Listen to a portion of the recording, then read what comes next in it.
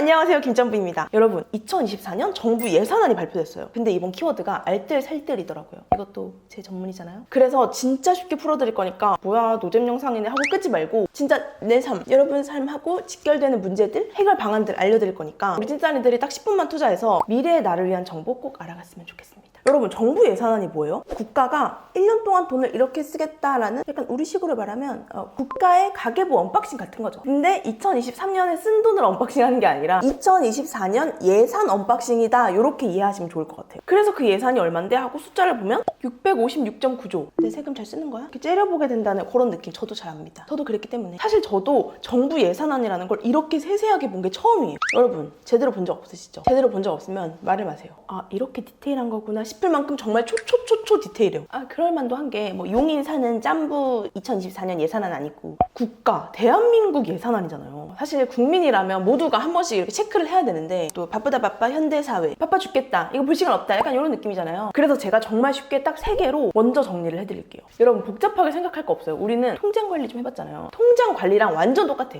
우리 통장 관리할 때 뭐부터 해요? 카드 내역 쭉 뽑아가지고 어디다 썼는지부터 먼저 체크하잖아요. 어디에 어떻게 썼는지를 봐야 예산을 짤 수 있으니까. 국가도 똑같습니다. 2022년, 2023년도를 보고 잘 썼는지, 낭비한 건 없는지 전체적으로 재검토를 해요. 그렇게 보다 보면 아, 여기는 조금 줄여야겠다, 이런 느낌 우리도 들잖아요. 우리 옷 좀 그만 사야겠다, 이런 것처럼 국가도 아, 여기엔 이제 좀 예산을 줄여야겠다, 이렇게 생각을 하면 두 번째, 여기에 그만 쓰자 하는 곳에 예산을 줄여요. 그러니까 국가도 똑같이 누수 지출 막는 거죠. 그리고 그 다음에 뭐예요? 우리도 그냥 막 무조건 아끼는 게 아니라 미래의 나를 위해 투자하는 자기개발 비용 같은 거 예산 짤 때 따로 빼놓잖아요. 책값이 될 수도 있고 강의비가 될 수도 있고 뭐 어떤 학원비가 될 수도 있고. 국가도 이것마저 똑같습니다. 세 번째, 미래를 위한 투자에는 과감하게 재투자하는 거죠. 그래서 정부 예산안을 크게 보면 1번 2022년, 2023년 지출을 본다. 2번 거기서 낭비한 지출이 있는지 없는지 보고 누수 지출을 막는다. 그리고 3번 필요한 곳엔 재투자한다. 그럼 이 세 가지 중에 저를 포함해서 우리 찐짠이들이 가장 주의 깊게 봐야 되는 게 뭘까요? 바로 3번 미래를 위한 재투자입니다. 왜냐? 국가의 미래는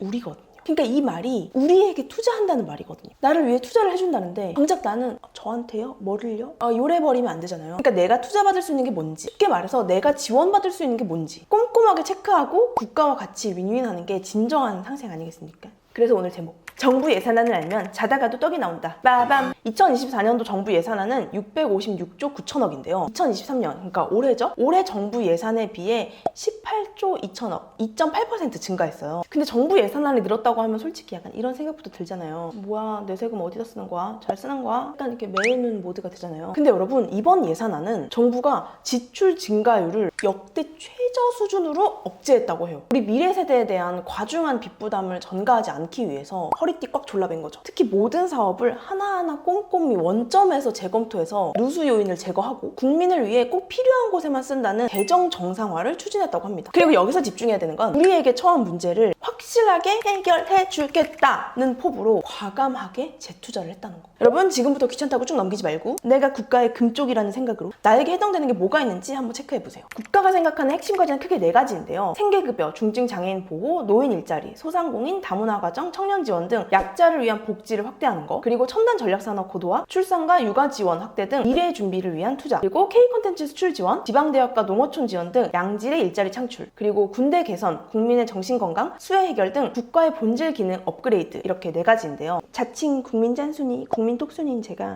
자칭입니다, 자칭. 우리 찐짜리들에게 가장 도움이 될 것 같은 복지만 쏙쏙 뽑아서 알려드릴게요. 제가 더보기랑 고정 댓글에 자세한 내용이 담긴 링크 남겨드릴 테니까 나에게 해당되는 게 있는지 꼭 확인해보세요. 일단 첫 번째, 생계급여가 역대 최고 수준인 13.2% 인상됐습니다. 4인 가족 기준으로 약 183만 원으로 약 21만 원 올랐습니다. 그리고 우리 할머니, 할아버지에게도 좋은 소식이 있는데요. 노인 일자리 수도 역대 최대 수준으로 확대했어요. 이번 예산 키워드 중에 하나가 필요한 곳엔 과감하게 재투자여서 그런지 약자 복지에 있어서 역대 최대가 많이 보이더라고요. 88만 명에서 103만 명으로 일자리가 확대됐고요. 수당도 6년 만에 2만 원에서 4만 원 인상됐습니다. 실제로 저희 외할머니가 노인 일자리 지원으로 버스 정류장 청소회를 주 1, 2회 정도 하시는데 이게 막 얼마를 벌고 이런 것보다는 내가 할 일이 있다는 것에 진짜 큰 뿌듯함을 느끼시더라고요. 천만 노인 시대잖아요. 고령화 사회가 되어가는 만큼 남의 일이라는 생각보다 진짜 몇십 년 뒤에는 우리 일이 되거든요. 그래서 우리부터 이런 곳에 꾸준한 관심을 보이면 좋을 것 같아요. 그리고 제가 제일 좋아하는 생활 체감형 지원. 여러분, 저 같은 경기도인은 박수부터 치고 들어가실게요. 교통비가 무려 30% 할인됩니다. K패스라는 이름으로 2024년도 7월 오픈 예정인데요. 일반 20%, 청년 소득층은 30%,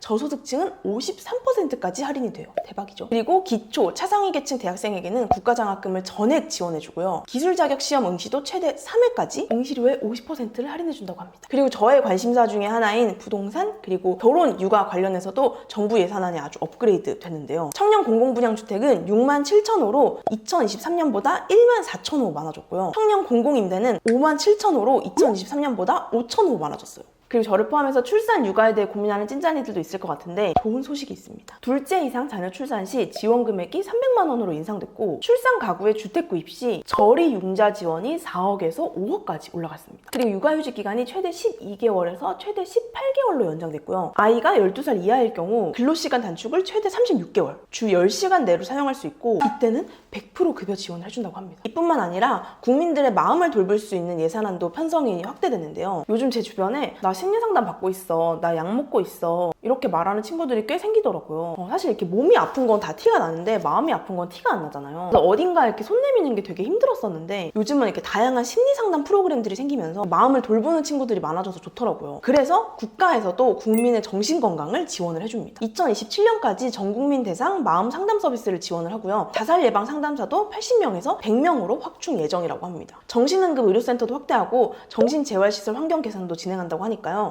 상담 그거 돈 들잖아 이런 생각 말고 국가의 도움을 받으면 좋을 것 같아요. 이외에 출산휴가 급여 지원, 소상공인, 자영업자, 농어민을 위한 지원도 엄청 확대됐으니까 나에게 해당되는 게 있는지 꼭 꼼꼼하게 체크해보세요. 예산안을 알면 뭐가 나온다? 자다가 또 떡이 나온다. 떡이 뭐야? 교통비도 나오고 집도 나오고 일자리도 나온다. 사실 저는 이번 콘텐츠 준비하면서 진짜 반성을 많이 했어요. 국민이라는 이름으로 살고 있는데 국가의 가계부에 너무 관심이 없었더라고요. 우리의 관심이 더 나은 나라를 만든다는 생각으로 나라는 미래에 투자해주는 국가의 예산안을 많이 찾고 활용하면 좋을 것 같습니다. 그럼 안녕!